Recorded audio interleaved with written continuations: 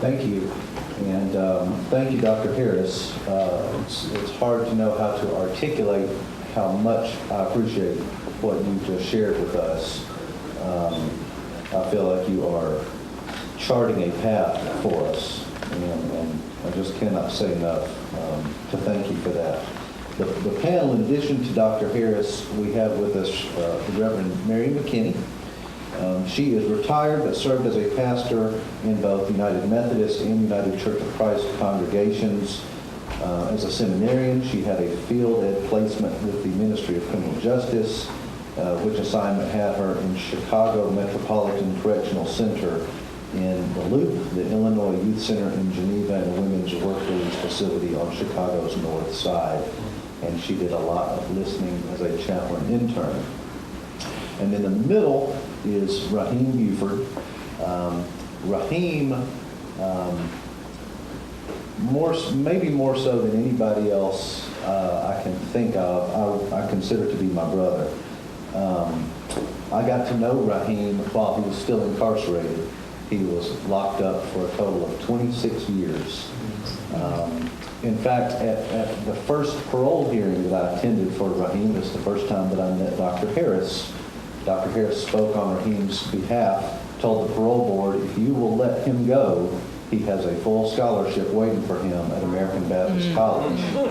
And the parole board said, nope. Whoa. Come back in a year. And so he had to serve another year. But the scholarship was waiting for him. Since Rahim he's still a student at ABC, but since he has been released, he has been involved as a youth advocate with Children's Defense Fund, a national organization who I guess is Mary Wright Edelman, is she still the executive director of CDF? Yes. He is part of a network of formerly incarcerated youth for the Children's Defense Fund, the Campaign for the Fair Sentencing of Youth, which is a grassroots organization out of D.C. He has also founded Unheard Voices Outreach, which is his own organization, and he is currently working, just recently became the Nashville Community Bail Fund manager. So Rahim hit the ground running and is doing a lot of excellent work. And so I will turn the mic over to Mary, and then we'll hear from Rahim, and then we can take some questions. Okay, thank you. I think before I begin, I want to thank Dr. Harris, and I want to let you know my questions for you, so you could be thinking about them, coming back to you. I was thinking when you talked about Dr. King, I was thinking about Hebrews 11:4, Abel also murdered, and by his faith he is still speaking. And I want to ask you, what more, where would Dr. King be speaking most intentionally today? What might he say? So that would be building on some of the things you said. And then if you have time for a second question, you said we need a new moral narrator, and maybe multiple ones. But given the fact that the landscape is so different in terms of media now, there are multiple platforms. We don't have a common radio station. Kids don't even listen to the radio anymore. We have, and we don't, we have all these platforms for our media. How do we find and coalesce around a moral narrator? So that would be my second question. I was asked to tell you a little bit about myself, and I thought, I want to tell you about my life, a little bit about my life up until about the age of junior high school. I was born in 1952, so I was 11 years old when the Civil Rights Act was passed in 1964. So I lived in a household which was not uncommon. Everyone had domestic help, African Americans, because that was the only work available for African American women. So couple that with the fact that I grew up 9 miles north of Bethlehem. Now, that was Bethlehem, Georgia, but I got confused. I didn't know that that wasn't where Jesus was born. I was little. And we were in Sunday school every Sunday. I spent a lot of time with this woman who did a lot of things around our house and cooked for us, and her name was Maggie. And Maggie knew things and taught me things that I didn't know or hear anywhere else. And I got the idea as a very young child that African Americans knew things and had things that we didn't have. So I also had an Uncle Wiggily game. Did anybody here have an Uncle Wiggily game? Okay, somebody in the back. It's a board game where Uncle Wiggily goes on a circuitous route up to where he's supposed to be at the end. And the way that you move along is you draw a yellow card or a red card. There aren't as many red cards in the game. There are more yellow cards. And you have to, and it's a really special time when you get to draw a red card, because a red card might let you advance 30 spaces as opposed to 3 or 4 from a yellow card. So in my young mind, I kind of got the idea that the African Americans were the red cards of our lives. Because there was always something different and something special there. And I think what I was getting as a small child was getting a little taste of the beloved community, although we couldn't have called it that at the time. I was also studying the Bible a lot in Sunday school, and I asked my mother one day, I said, well, and because they kept saying, well, we're all brothers and sisters, we're all brothers and sisters. And one day, I was probably in grade school, and I said, well, Mama, does the Bible apply to our relationships with black people? And she thought a long time, and she said yes. And after my mother said yes to that, nothing I experienced as a Southern child made much difference anymore. It made sense, not make difference, but it didn't make sense anymore to me. And I began to see things from the lens of, does the Bible apply to our relationships with black people? And so I decided, and I guess this is kind of my way of dealing with things, I decided I had to get out of there. And it's no accident that I'm in the North, and I felt called to go to Chicago. Because as a junior high person, I read a story about the Cook County Jail. And I thought, you need to be, I don't know what happened there. Battery. So I thought, I need to be there. That's just for recording. Okay. So I also chose a seminary. I keep looking for the beloved community. And I chose a seminary. It's called Garrett Evangelical. It's on the Northwestern campus. And one of the reasons that I chose it was because at the time, because of Church in the Black Experience, and which is a program there, and about 1/4 of the faculty at the time was African American, which was pretty cool in the mid-'70s. My advisor while I was there was Dr. Philip Harley, who died in 2008. But he was an amazing teacher and advisor to me. And I will always remember this story that he told. He's United Methodist, but he's actually served in different conferences, which is unusual. So he ended up, for part of his career, in Mitchell, South Dakota. At the time he was there, I think he and his family were the only African Americans in Mitchell, South Dakota. So he was at a gathering of pastors. So Dr. Harley was at a gathering of pastors. And he and his wife are the only African Americans there, and there may be 30.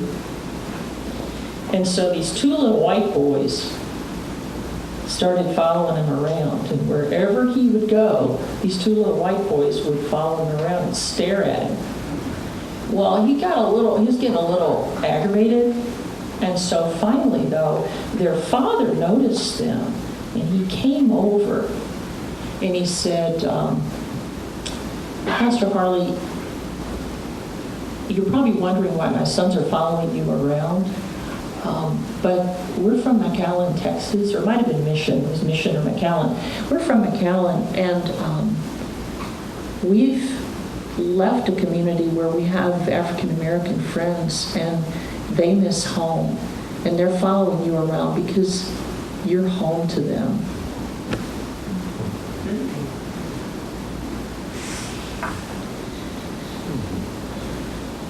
And this, I think, these are these little parabolic instances of the beloved community. Because what I think, if we can reveal anything to one another as white people, it's that if you're not involved with African Americans, you're missing the red cards. And you're missing home. Now, I think I was asked to be on this panel because I'm queer. So, okay, the queer person, we need to have, a voice, that voice. And so, but I had to tell you that I'm a lot more than just being a queer woman. I'm a preacher, and I'm someone who grew up in these little smatterings of the beloved community. But back to my childhood, one of the things that we sang in Sunday school quite often was, Jesus loves me, this I know. And when I finally came out to myself, I remember just kneeling down on the couch and singing that song and crying and saying, Jesus, is it okay if I still sing that song? Because I'm United Methodist, and homosexuality is incompatible with Christian teaching according to my church, and it's really tough. It's really tough when your own community disowns you. But I felt like Jesus was saying, yes, it's okay. You can still sing the song.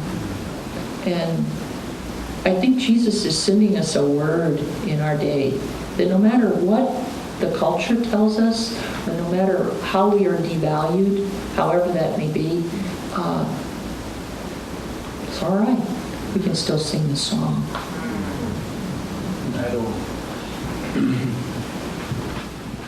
Well, good afternoon, everyone.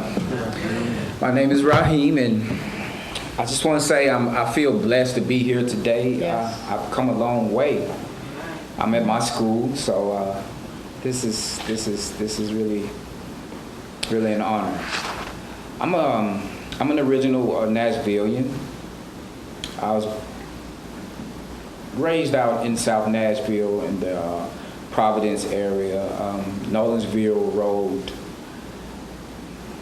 I had very humble beginnings. I was born to a single parent mother. She had given birth to 2 children. I'm the third born of 7 of my mother's children, but I have 13 brothers and 5 sisters, the rest of my father's.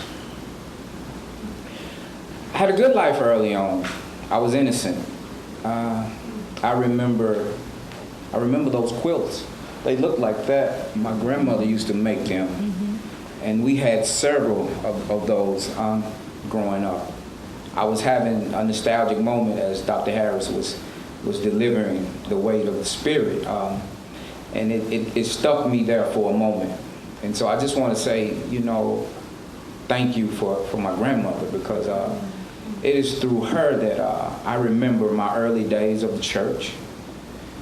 At first, we were in a place called Lake Providence, when it was a little bitty small white church, and you could walk up into the beginning parts and you could hear the squeaking floor, the wooden floor, and it just had this feel of spirituality to it.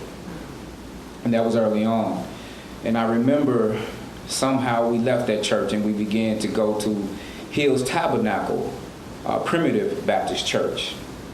And at a young age, I didn't understand how there was one white person in that church, and she was married to the pastor. And I had no idea about race in terms of separation and the bitterness between us as Americans. But I didn't see that early on in my life. I was born in 1971. But I'll say around about the age of 6 when we moved from South Nashville to North Nashville, and my mom married a guy that she didn't love because of what my father didn't do. I was introduced to that tension, the racial tension. Because my stepdad had feelings about white people, and I didn't really understand what it was about until I was much, much older and I was far, far away. He was from Kentucky. And he would make us fight young white boys.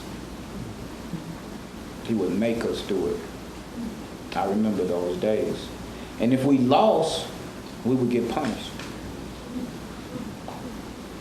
So as I listened to Dr. Harris talk about the poison, it was not only that the white mind was poisoned and in some ways altered, but it had altered even the consciousness of the black mind, because it had poisoned my stepdad because of what had happened to him.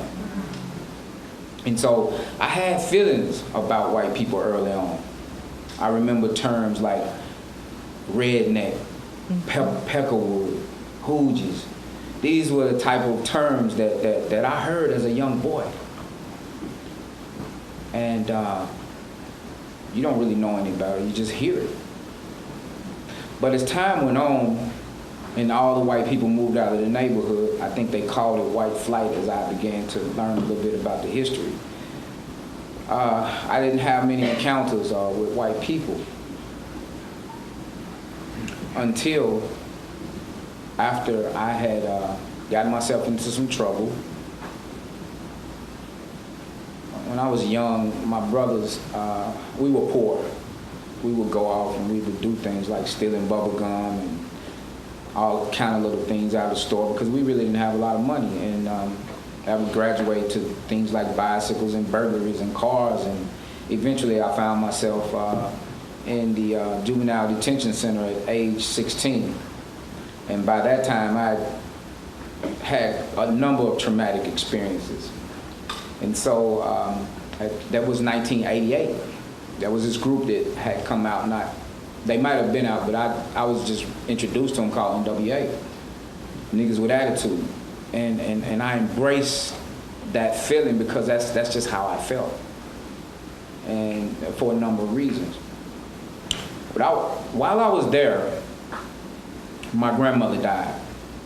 And my grandmother was like my mother.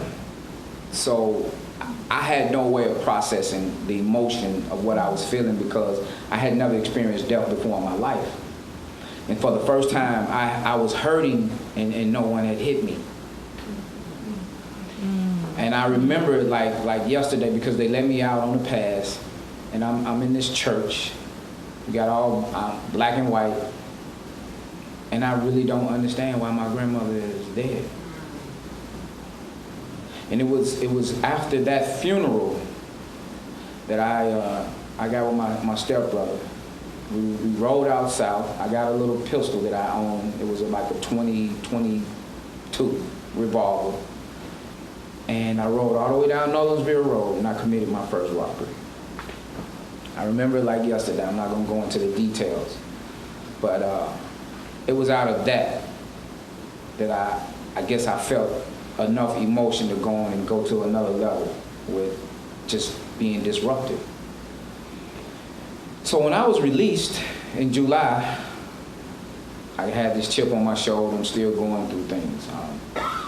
Running from the police, high-speed chases, all of that. I lived that. But it finally caught up with me because I ran into a situation with my stepdad. We got into a fight and I ended up having to leave because it was, he was gonna kill me or maybe I would kill him. And I moved in with a friend. At some point, my friend, he couldn't pay the bills. And I'm living there. I'm a senior at this time in high school. I don't know how that happened.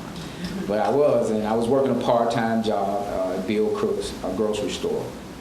He woke me up in the middle of the night and he said, "Young blood, you're gonna have to go back home." And the idea of going back home to me was going back to hell. So I made a decision not to go back home.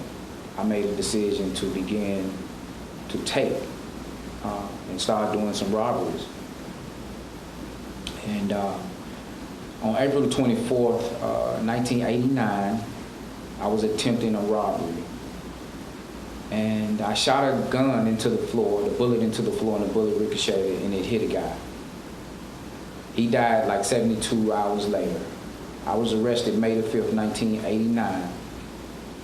And in less than a year, I was given, or I accepted out of advice, a life and 20-year sentence. From May the 5th, 1989 to June the 25th, 2015, I was caged. 18, 19, all of my 20s, all of my 30s, and up till I was 44. But while I was in prison, a lot of things happened. I had a family reunion in prison. I met a brother of mine, my oldest brother from my father's side, who I had never seen before in my life. I met him at Turning Center Industrial Farm in prison, which was a modern day plantation. They had a metal plant, they had a wood plant, they had a farm, they had a sign plant, and the insiders, also called inmates. I don't use that language because I believe language shapes mindset, and I refuse to dehumanize human beings just because of whatever their circumstances may be. So if you hear me say insider, I'm talking about someone who's in prison, or I might say prisoner. But I met my brother, and it was like a happy moment, because here's someone that I didn't know that is akin to me. We have the same father, and he was my older brother. And we eventually became cellmates. And I learned a lot about my father through him because I didn't know my father. And unfortunately, my father passed away while we were cellies. And my brother and I, we were taken to the wake in shackles and chains, just like a slave that you see on the movies. That's how we went to the wake to see our father. Of course, he felt different than me, and I'm sitting, I'm looking at this man. I see the resemblance of myself, but I have no emotion. And I think that was a song from Tupac where it's on Me Against the World, and there's an album where he said his anger would let him feel for a stranger, and that's how I felt about my dad. Fast forward, 1996, I have my first gang fight. My brother jumps into a fight with helping his friend from the neighborhood. And one of the things you don't do in prison is get in somebody else's business. So he jumped in, which is the right thing to do because he was seeing his friend beat. And that's one of the things about prison that we don't talk about, or that maybe people don't know about, is that prison is about survival. It's about the first law of nature. And so when we talk about violence, I mean, it's really about survival. And what you interpret as violence is somebody trying to live. But that next day, I knew what was going to happen.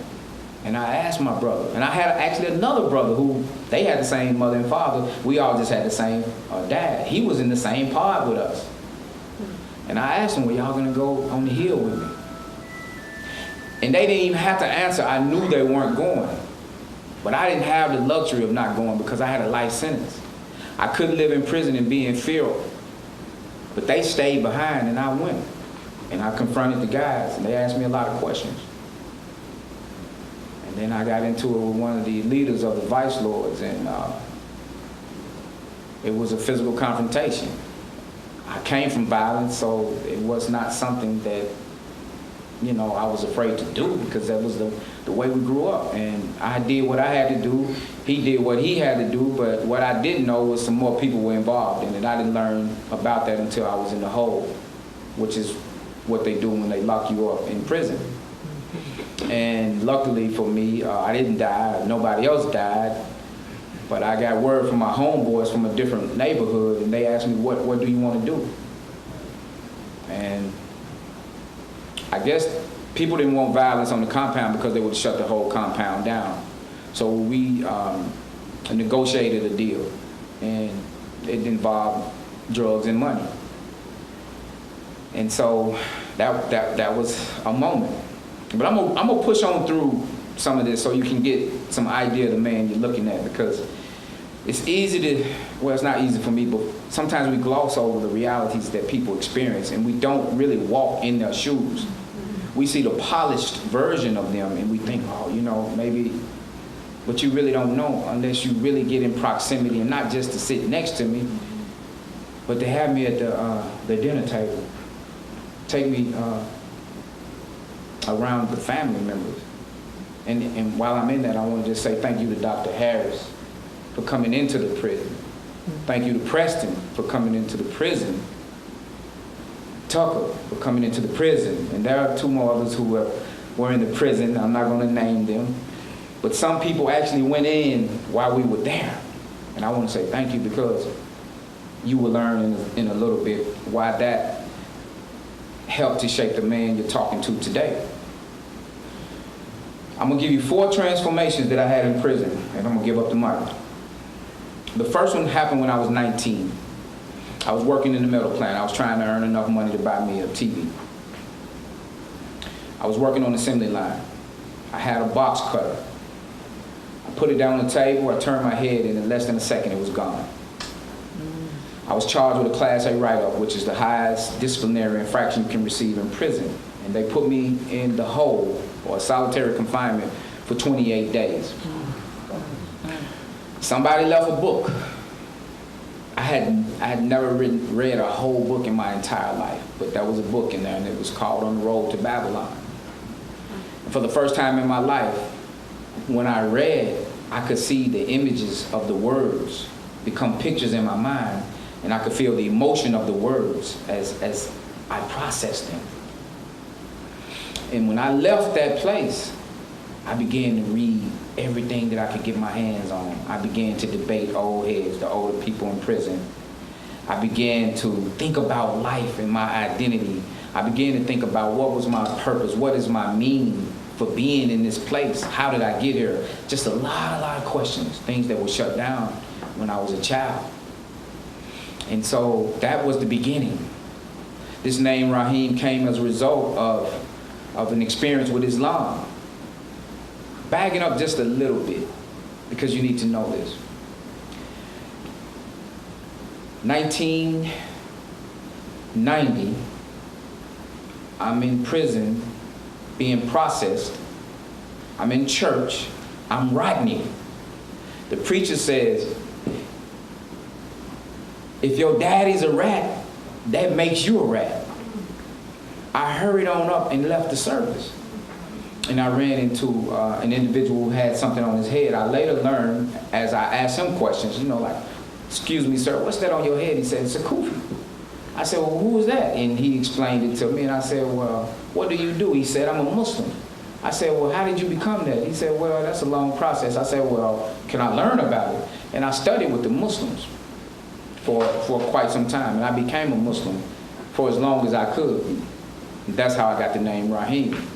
And I was at Fort Pillar Prison at that time when I heard the name in my head at the law library, because that's one of the things that you do when you want to get out of prison. You hang out in the law library. And I just heard this name. And I said, okay, well, that's going to be my name. So fast forward, I left the hole, reading books, saw these brothers in bow ties and boots, and I said, you know what? Maybe I'm the wrong kind of Muslim, because they look more like me. I want to get like them, because I almost became an Arab. And that's no disrespect to anyone who is of that ethnicity, but I was becoming something that I was not.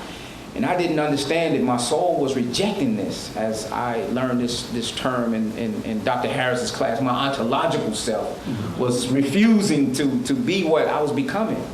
And so I abandoned al-Islam, and I joined the Nation of Islam, which is those Muslims that a lot of people hate, the black Muslims. But you know, those brothers helped me to become someone who could appreciate his race as a black man. Those brothers helped me to be okay with critiquing the society in which I lived and identifying white supremacy and not being afraid to hold my head up when things were wrong and it had a white slant to it. 1996, after that fight, I'm done with Muslims. I'm like, well, they don't care about me because they didn't show up. So I went into the streets of the penitentiary and I started hanging out with the thugs, but I had a spiritual component. So as I sat in these rooms and we smoking marijuana and we trying to get this stress off of us and we playing chess and we smoking Newport cigarettes and trying to figure out ways to get out of prison, I'm thinking about God. And I'm injecting like, all right, brother, well, you know, God is real. Now, we can smoke this weed, but, you know, we got to at least pray sometimes.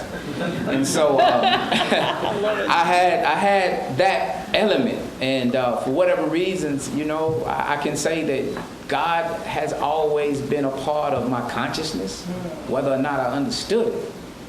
And so the next transformation came when I got that phone call that you never want to get in prison from the chaplain's office. And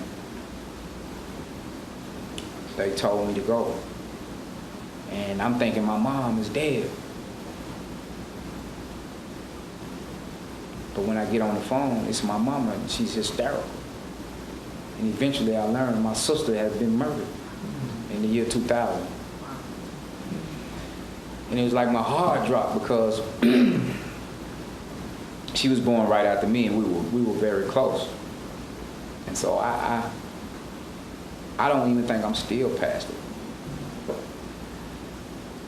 But here we go again, in the chains and in the shackles, me and my brother.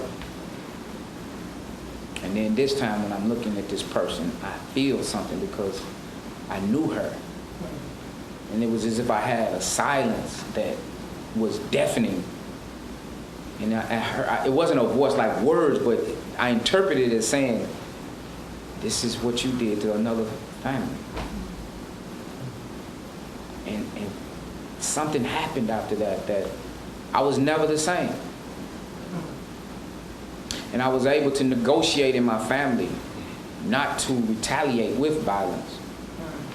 But the guy that murdered my sister, he received 6 years.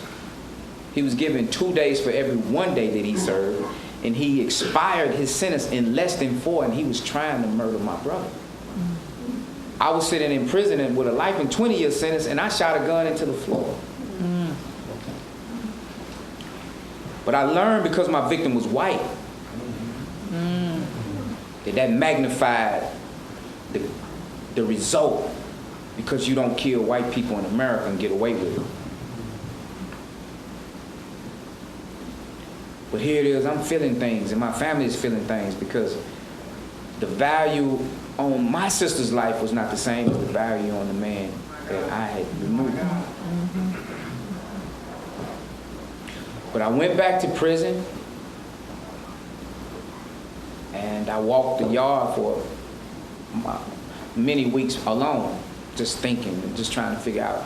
I didn't know that was how I was grieving at the time, but that's what was happening. So eventually, I would be shipped, and the language is shipped. It goes all the way back to like the transatlantic slave trade. The terminology is still the same, because it's just moving black bodies, brown bodies, poor white bodies, taking control of these bodies for a profit, for gain. But I was shipped to Riverbend Maximum Security Prison. Thank God, because I entered an oasis of incarceration because I didn't understand what that place was about, because it did not resemble any place that I had been. And I had been in various places, 7 different prisons throughout my time there. But at Riverbend, you could relax. You could wear flip-flops, something I'd never done in prison. People were happy. Free world people, the people who don't live in prison, coming in, volunteers, were coming in often. And what had happened over the years that I was at Attorney Center, at Fort Pillar, at Lake County, at West Tennessee High, what I had learned, those were the seeds that Riverbend would later cultivate in the year 2002. And I got wind that Vanderbilt Divinity School classes were being held. And so I went to the chaplain's office, signed up, only to be told that I did not qualify because I had no previous college experience. And in my mind, I'm thinking, that's dumb. Why would you educate people who are already educated and not educate those who are not? So I was able to do what black people do when black people refuse to accept the answers that are given to them. And what I mean by that is, I was the president of an organization at the time. It was an inmate organization, New Beginnings, and I was the president. I would see the students, the professors come into the prison. I would wait till they get seated, till they were seated, and I would leave, and I would go and look into the window. And I would do that for at least 3 or 4 times until a white lady came outside and she said, "Young man, why are you looking through this window?" I said, "Ma'am, I believe I should be in that room." And she asked me if I could write an essay. I said, "Yes, ma'am." And I really didn't know if I could. And the reason I didn't know if I could because I had failed the first GED. And I passed the second GED with a 45, which is the lowest grade that you can make, and I barely could write. But I worked on it for a week. I took it back. And the next thing you know, I'm in Vanderbilt Divinity School graduate level classes, and I had never had any undergraduate schooling. So it was a remarkable experience for me, and it was enlightening because Harmon Ray, may rest in peace, and Janet Wolfe and Richard Good, and those who were coming in were white people who were not stained with the racist mindset. They were loving people who made me rethink how I felt about white people, and they helped me to understand that all white people were not like the ones that, you know, maybe I was introduced to in a negative way. And I was able to be a part of a new community. And I remember reading this book by, I think her name was Vivian Smith, Killers of the Dream. And I was able to understand the white culture and what had happened even with how white people were conditioned to be that way. And so as I educated myself and I read these books and I continued to see these people, I began to grow. And in 2007, I see this African American black man teaching race, religion, and ethnicity in America. I had never had a black male teacher in my life. So I'm looking at this man and I'm hearing how he articulates himself and how he affirms everybody in the room and how he just makes sure that if you don't understand it, he's gonna wait. Up until a point. And he said, "Inmates, excuse me, sir, and here we are students." But we both had a transformative moment at that time. And this was Dr. Harris. And we became friends.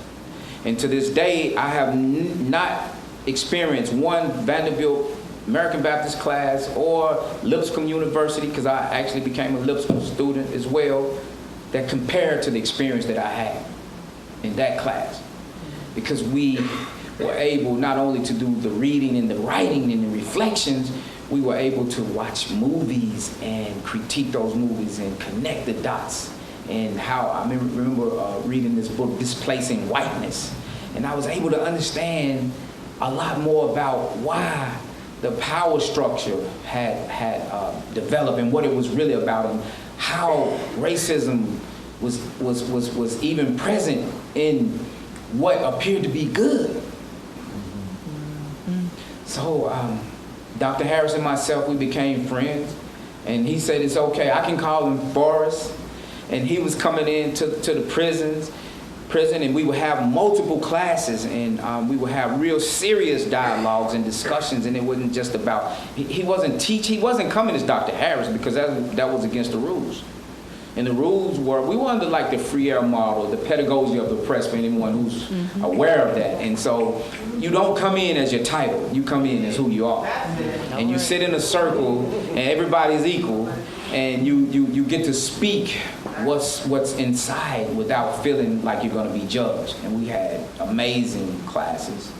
And Dr. Harris promised me, I remember him, he said, when you get out, he didn't say if you get out, he said, when you get out, you have a scholarship at American Baptist College. But that was in 2007, went into 2008.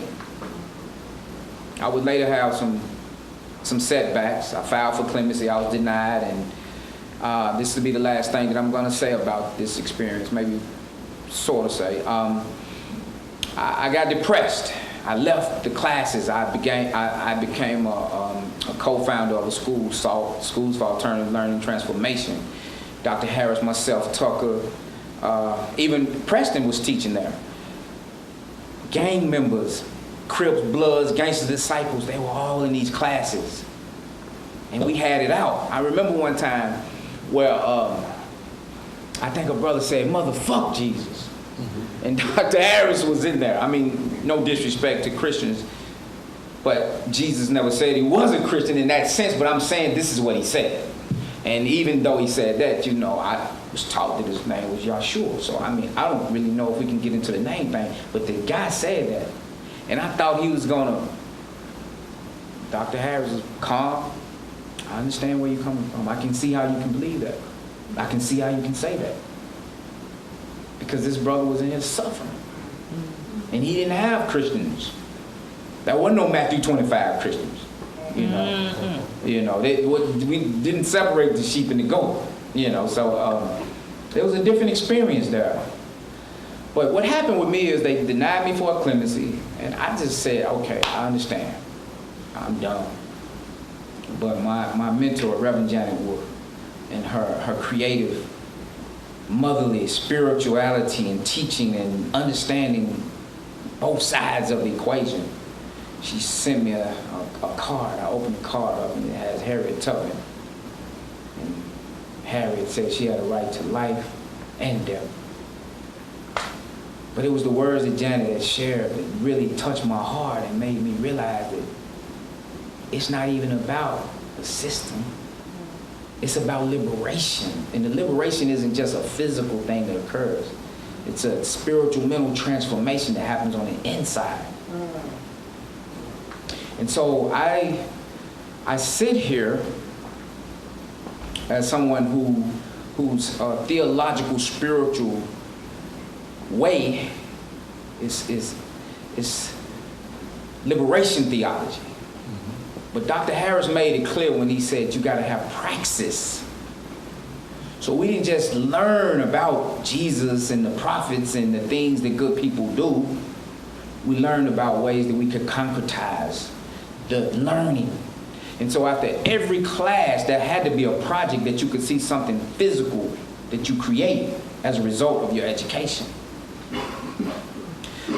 I would later go on to have my first hearing, 2013 parole hearing. They put me out for 6 months to see if I was crazy or not. Well, I must have somehow been in between, because when I went back up after the 6 months, they said a year. And they put me out for the seriousness of the offense. Something that will never change, has never changed, and never will change. Something that I was sentenced for when I was a kid. Eventually, I was released in 2015. Some of my friends are here that were there, and I've been supported the whole time in this. We talk about the love of community. I found mine on the inside of prison. I experienced the love that Dr. Harris was speaking about today. And I began to become everything that I was taught. I believe that love is the most powerful force in human nature. I believe that love has the power to create build, or destroy. Now, what does that destroy part mean? That's the other part that gets into the romantic side of love, and how sometimes we can be so overwhelmed with love that we get foolish and do things that we shouldn't do. But maybe that becomes something else. It's not love. But I left prison with a social justice philosophy and praxis, which I have determined to be decarceration.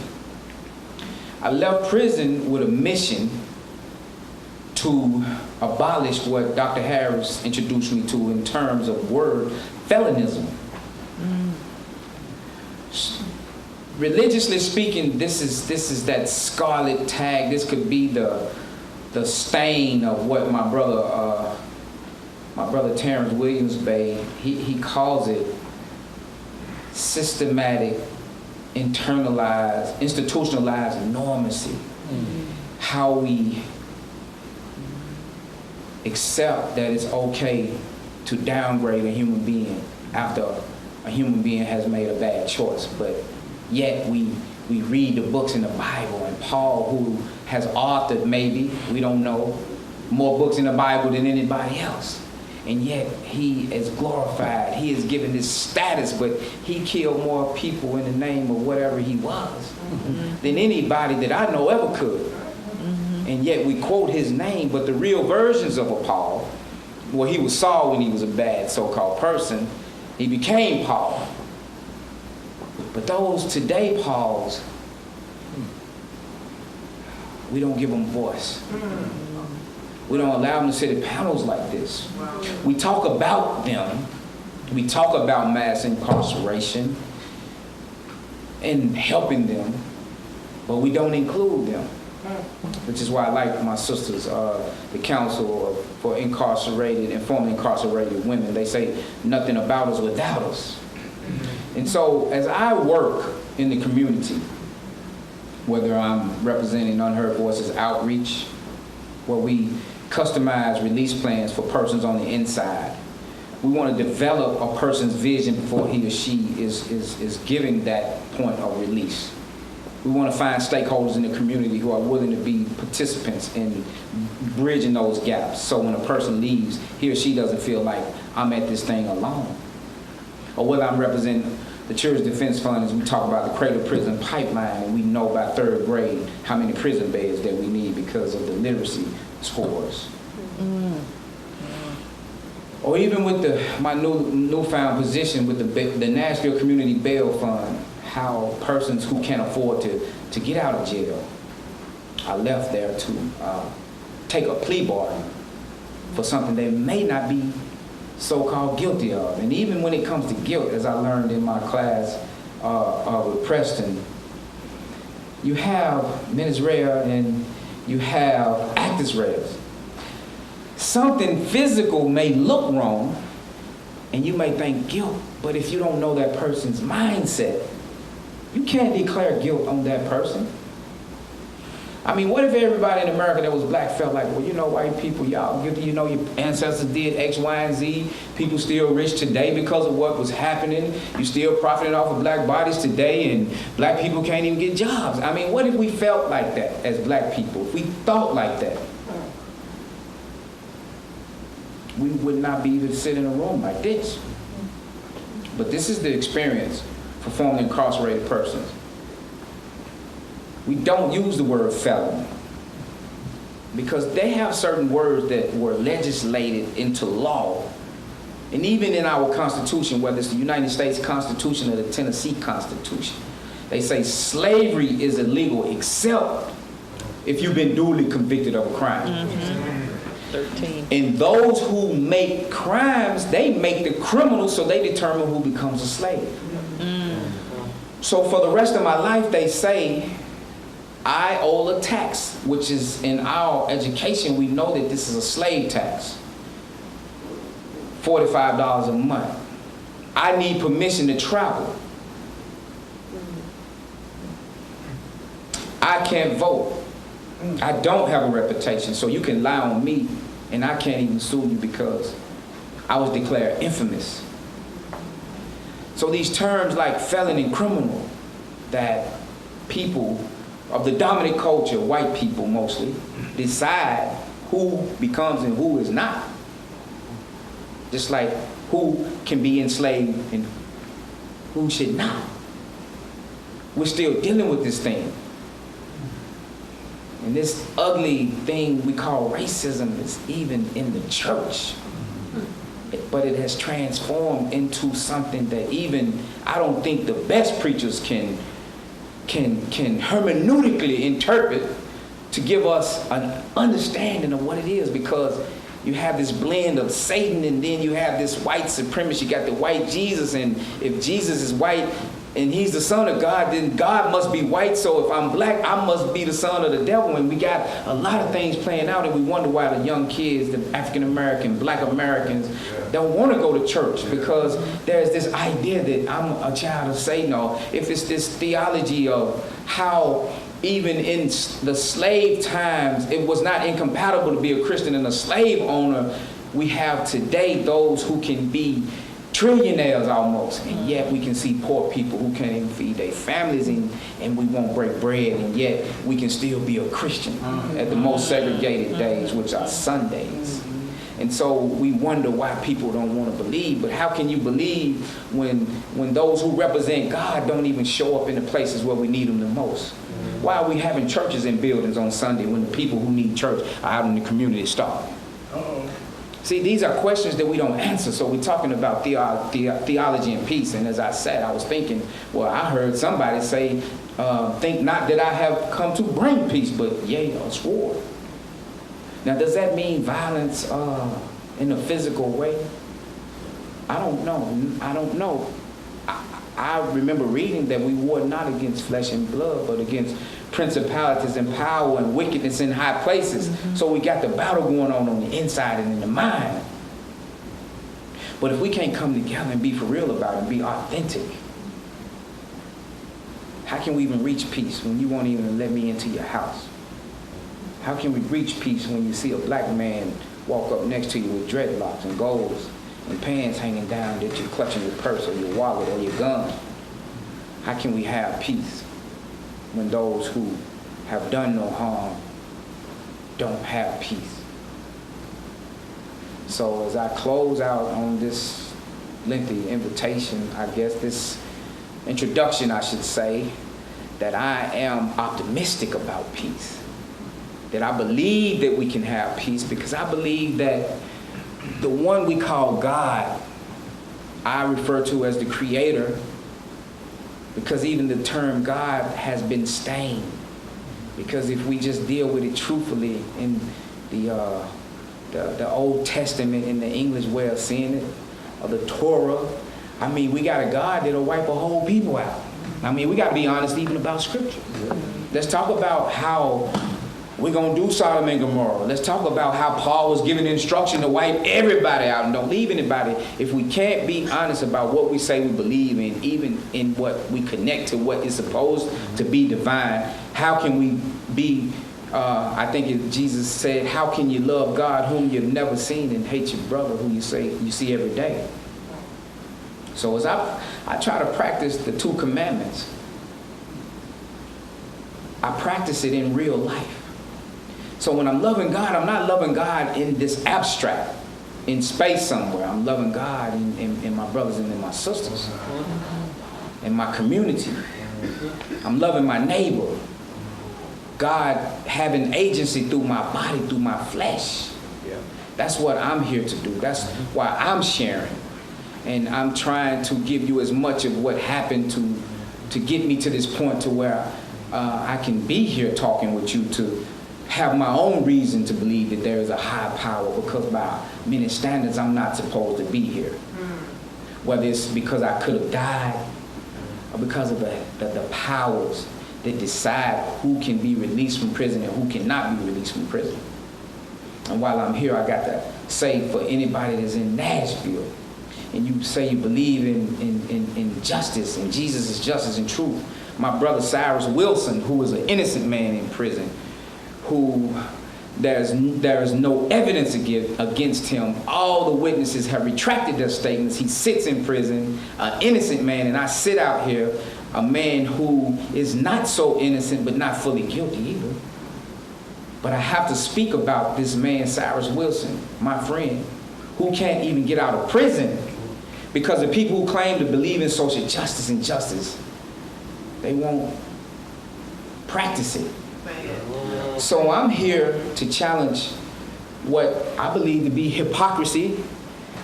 I believe to be bigotry. I believe to be a lot of things. And I feel that I can say what I'm saying, not because I was in prison, but because every Thursday when I'm not called to do something else, I'm at the Juvenile Detention Center. I'm facilitating critical reading, writing, and dialogue sessions and implementing creative pedagogy with these young boys who are being tried as adults. And science has proven that their brains are not even developed. That if you take a picture of a brain of an infant every year until he or she is 25, you get a picture of a different brain, and yet we are trying these kids as adults. So that's just the work that I'm doing with the Children's Defense Fund. But now I'm bailing people out of jail. Homeless people out of jail. People who are having issues out of jail because some people believe, and these are some white people backing this. And you do have black people helping to move this along. So we know people, white and black people, can work together. But I'm not so interested in having conversations. I don't really like to talk a lot. And I want to say, Ms. Wright, thank you for even tolerating me, because she would inbox me and I'll wait 3 weeks, a month. And okay, I'll get back to you. Because I really just said, do I really want to just have some more conversation? But why should I deny the spirit within me and what made me who I am at the school that has given me an opportunity to be able to have the vocabulary and communicate and understand the ideas and a different theological understanding of the world in which I'm living in? Why would I deny that opportunity to represent the school that is allowing me to be a scholar? And I'm just want to, honk my horn just to say that I think I've been very much so, with a 3.8, maybe 9 grade point average, president's list a couple of times, and would have made it more, but I wasn't taking enough classes because I wanted to give myself some opportunity and some chance to get acclimated. And so I just want to say that I'm open to whatever questions that may come my way, and please don't filter what you have to say, because I think that's the worst thing that you can do in my world, is to assume that you understand how I will interpret what you say or respond to what you say. So I want to thank you for coming out, and I hope that I haven't gone too long.